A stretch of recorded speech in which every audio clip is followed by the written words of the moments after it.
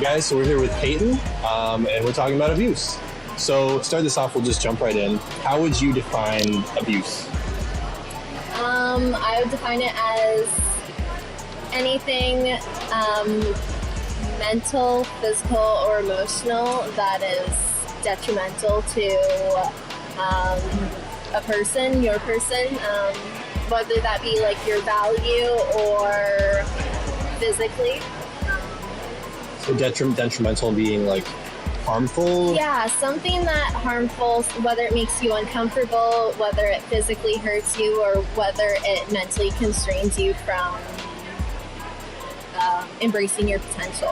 Okay, so even just something that would cause discomfort, you might even define as being abuse? If it's deliberate, then yeah, I would. If you're saying something or doing something to make someone uncomfortable or make them not want to, say they didn't want to come to the mall. Okay. Then you're like pushing them into that. And okay. you're saying something that's negatively impacting them. Then yeah. Do you think it's possible to unintentionally abuse someone or be unaware of the fact that you were causing abuse? Oh, 100%. You, with girls and with friends, I think that maybe you could be unintentionally, if a friend asks you your opinion on something they're wearing or someone they know, or just then what you say could have a potentially negative impact on you, whether you realize it or not. You probably don't mean to because they're your friend or they're someone you know. Mm-hmm. But it could be maybe not abusive, but I think it could be harmful to maybe their psyche. And would you then say that, say for example, you were interacting with someone and you weren't aware of the fact that they were being abused by you, basically, you didn't know. If you were made aware of that or they brought it to your attention, would you have like a moral obligation to either try and remedy that or at the very least apologize for it?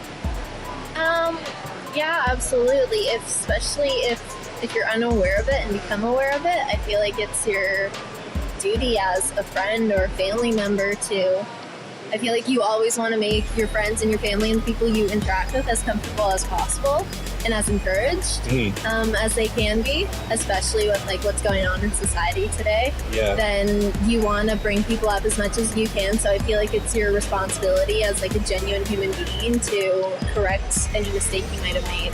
Would you extend that to, say, strangers? Yeah, I mean, with strangers, it's hard because you never know you might not know how your family or friends are going to react, but strangers are even more unpredictable. So, but even in social interactions, like if you're at a club or something, I feel like if somebody is made uncomfortable or you yourself are made uncomfortable or have made someone uncomfortable, then you have to do something about it. Yeah. Okay, cool. Yeah, I totally agree with you. So would you define, I might throw a couple scenarios at you. Okay. Would, in your mind, solitary confinement be considered as a form of abuse? I think it definitely could, yeah. I mean, I'm the type of person that sometimes I just really like to be alone, like whether my family's there or whether I'm friends there. Sometimes I'd rather just be by myself, but solitary confinement, when you're forcing somebody into that situation, no matter if they're like me and they do enjoy time by themselves, if you're forcing them, then yeah, it's abuse. Okay. Get a little more interesting and sort of nuanced. Say somebody were to knock you unconscious. Yeah. So you were completely unaware and you also didn't see it coming. So like you were going by your day and all of a sudden you were out cold. You had no memory or recollection of that happening. Yeah. And then they were to kill you. Would that be a form of abuse? Ooh. Or if they were to mutilate you somehow while you're unconscious, you have no experience of the physical pain or of the fear of what they're doing to you or going to do to you, but it still happens. I would have to say yes, because that would also, although you were unaware yourself, that would be your family's reaction, and the people, that would be society's reaction, was that is a form of abuse, especially if they were to mutilate you, then that's, like, legally, that's indecency to a human body. Like, that's... And, like, murder is murder. Yeah, right? Murder is murder, but then to... Yeah, Would you say also the fact that you yourself, maybe if you hadn't voiced it to them, but the fact that we could assume that you have a preference to live also adds into that, or the fact that it should be? Oh yeah, of course. Nobody wants to die, unless that is the path you've chosen. Something in your life is taking you there. Yeah. But we all have a will to live, so yeah, I definitely say it's abuse. Do you think abuse as an entity is limited to just human beings? No, not at all. No. I see it's so awful, but you always see cases of animal abuse and you can be abusing your rights, you can be abusing a privilege, you can be abusing a monument, like with graffiti and defaming. But yeah, I think a big one is animal abuse, and it's just so heartbreaking.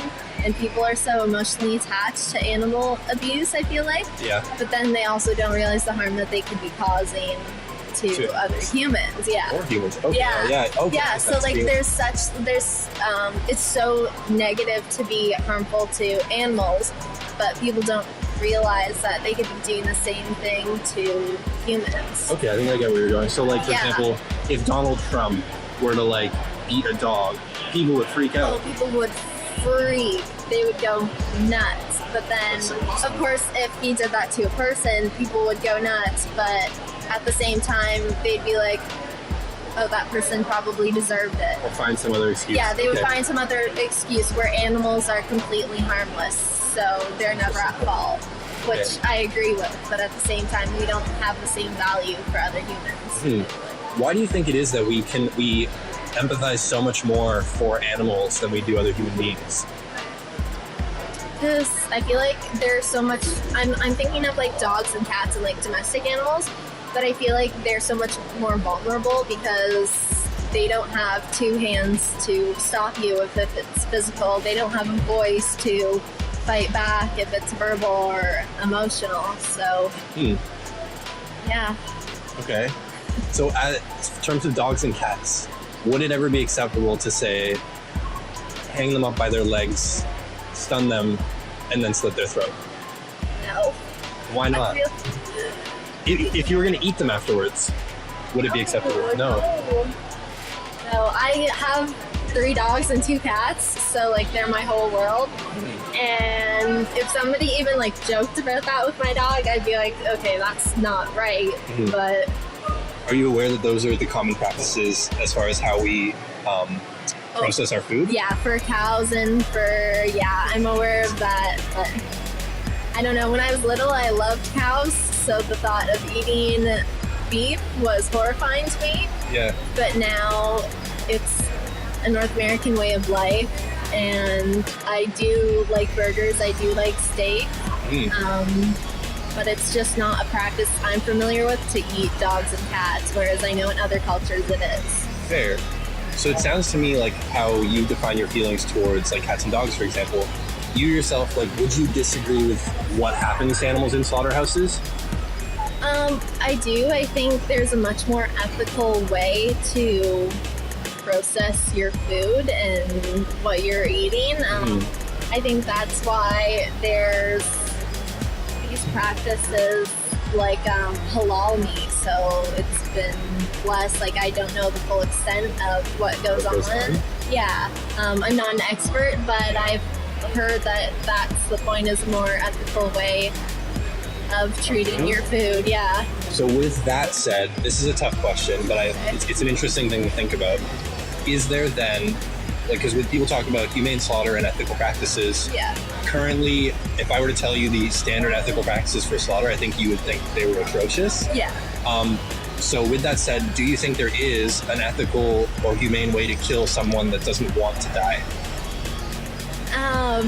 If they don't want to die, then no, because that's taking away, that's abusing their right to live, that's abusing their human right to feel safe in their person. So no, not at all. Not if they want to live. Then there's even an animal if they want to live. Oh, an animal? No, I still think I still feel bad, and I still think it's wrong the way that it happens, but I don't think it's going to stop. But do you think there's an ethical way to do it? Because, I mean, I think you would assume, like, your dog can't tell you, I want to live, right? Yeah. But you can give them the benefit of the doubt in assuming that they'd have a preference for it, right? Yeah. And would you say that's pretty much, you can assume that for, like, any sentient being? Yeah, you could. So is there an ethical way to kill them? I guess not, no. So having acknowledged that of your own beliefs, do you think, how do I word this? Would you believe that there would be any merit or benefit to potentially aligning your actions as far as your consumption habits with your beliefs as far as what's morally acceptable? I feel like the only way to do that would become a vegetarian or a vegan.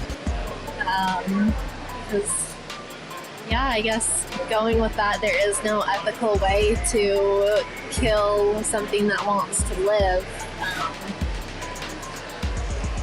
Yeah, I feel like the only way to follow that would be to stop it. Do you think that's a very far-reaching goal? Not for some people.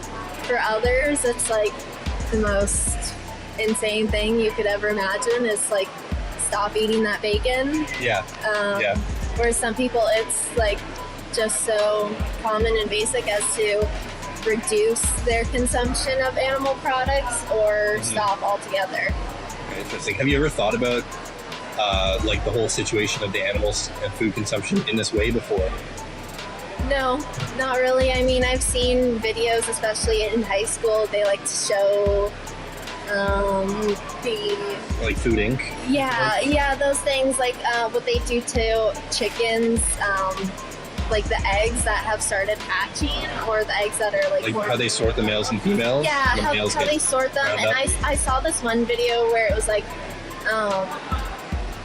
a whole bunch of little chickens on like a conveyor belt slide kind of thing, and people were just like picking them up and whacking them on the side of like a table or the side of this conveyor belt to break their necks. And it's just like, why? I don't really remember the purpose of it or what they were trying to sort, but I just remember like it's ingrained in my brain, like that image. Yeah, like this guy picking up a little chicken, like whacking its head. So I assume you eat eggs. Yeah.